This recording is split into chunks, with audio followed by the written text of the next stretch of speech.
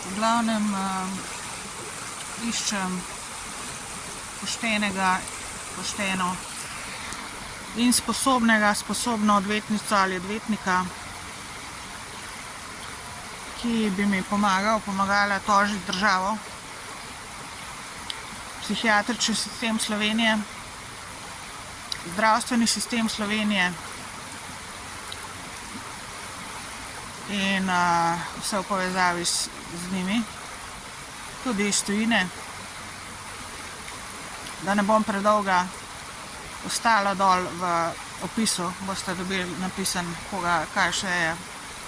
Sicer sem že ne vem kolikrat povedala, ampak dostikrat koga spustim in kaj spustim in verjetno še bom spustila, ampak v opisu spodaj kdo vse in kaj vse pride še v poštev za tožbo proti meni, ker mi strežejo po življenju in rabim politični azil izven Slovenije